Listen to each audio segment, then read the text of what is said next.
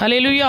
இந்த வியாழக்கிழமை நம்முடைய யெகோவா நிசி லா அசோசியேட்ஸ் மூலியமாக பத்திரப்பதிவு செய்யக்கூடிய ஒரு லாயர் டியூட்டி முடிந்து இந்த வேளையிலும் உண்டாகக்கூடிய ஆண்டவராகிய இயேசு கிறிஸ்துவனுடைய 941st Gospel in the name of Lord Jesus Christ. Today's topic is what is wisdom?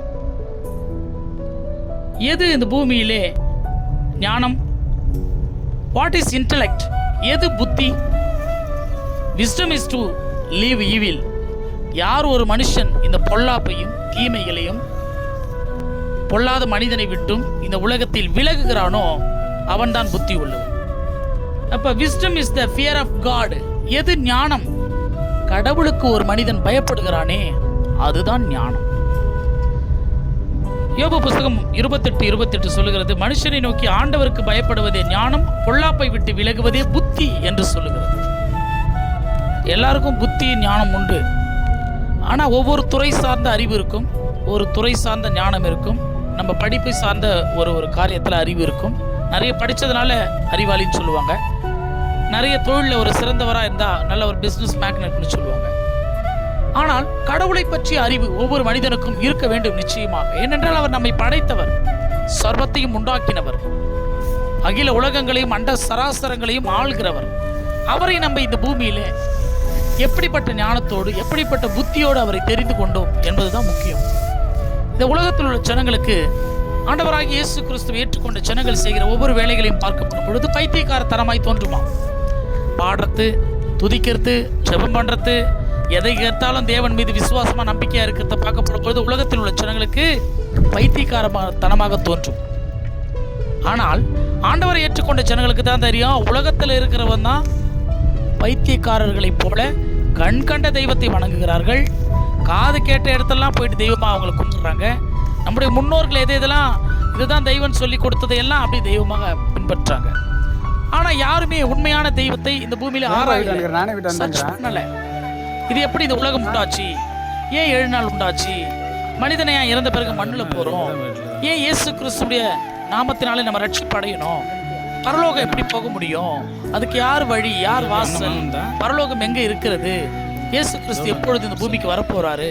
இந்த உலகத்தில் விக்கிரகம் எப்படி உண்டாச்சு? எப்படி பாவம் வந்துச்சு?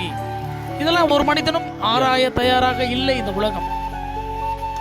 ஆனால் ஞானத்தை பற்றி பைபிள் இன்றைக்கு நமக்கு சொல்லிக் கொடுக்க போகிறது. 1 ராஜாக்கள் புஸ்தகம் 4வது அதிகாரம் 31வது வசனத்தில் சாலமோன் என்ற ஒரு ஞானியை பற்றி சொல்லுகிறது. அவர் தாவீது என்ற ராஜாவுக்கு ஒரு பிள்ளையா பிறந்தார்.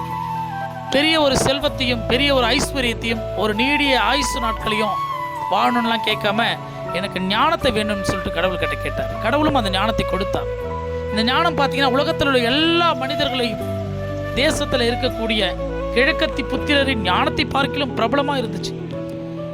ஏன் சேபாவனுடைய ராஜஸ்திரீ ஒருத்தவங்க இவருடைய ஞானம் எப்படிப்பட்டதுன்னு சொல்லிட்டு பார்க்கறதுக்கு மிகுந்த பரிவாரத்தோட மிகுதியான பொன் பொருள் ரத்தனத்தான் எடுத்துக்கொண்டு வந்து இந்த சாலமோனை பார்க்கப்படும் பொழுது அவங்க கேள்விப்பட்டதை விட பல மடங்கு அறிவாளியா இருந்தார்.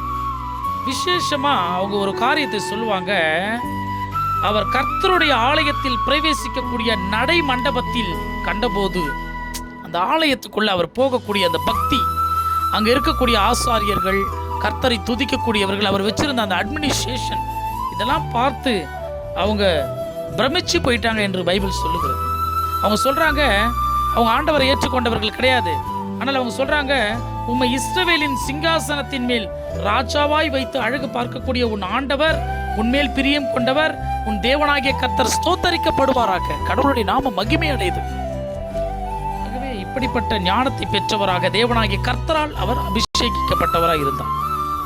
தானியேல் என்ற ஒரு ஞானியை கூட நம்ம பார்க்கணும். அவருடைய ஞானத்தை பார்த்து சாஸ்திரிகள் ஜோசியக்காரங்களை விட 10 மடங்கு அறிவாளியா அந்த நேபுகாத் என்ற ஒரு ராஜா அந்த தானியேல் என்ற கடவுளுடைய மனுஷனுடைய ஞானத்தை பார்த்து ஆச்சரியப்பட்டார். அப்புறம் ஒரு சீடரை குறித்து நம்ம பார்க்கணும்.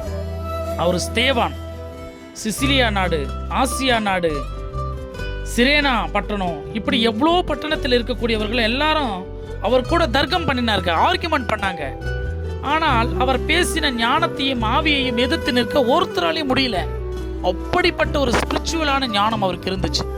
ஆகவே இந்த ஞானம் எங்கே வந்தது என்று சொன்னால் அவர் நம்மை படைத்த ஆண்டவராக இயேசு கிறிஸ்து கொடுக்கிறார். ஒரு மனிதன் இயேசு கிறிஸ்துவை ஏற்றுக்கொள்ள வேண்டும் என்று சொன்னால் அவன் ஞானம் அடைந்து தான் ஞானஸ்தானத்தை பெற்றுக்கொள்கிறான். உண்மையுள்ள தெய்வம் யார் என்று சொல்லி. ஆகவே ஆண்டவராக இயேசு கிறிஸ்துவே உண்மையுள்ள தெய்வம். அவர் ஏற்றுக்கொள்ளுங்கள். அவர் நம்மை ஆசீர்வதிப்பார். அவர் புத்தியையும் ஞானத்தையும் நமக்கு ரட்சிப்பின் ஞானத்தை தருவார். உலகத்தில் எந்த மனுஷனுக்கும் அது கிடைக்காது. அந்த ரட்சிப்பின் ஞானம் பரலோகத்தில் கொண்டு போய் சேர்க்கும். கர்த்தர் நம்மை ஆசீர்வதிக்கும்படியாக நாளைய தினத்தில் அடுத்த தேவ செய்திகளோடு நான் உங்கள் காட் சர்வன்ட் சகரியா சதீஷ்குமார்.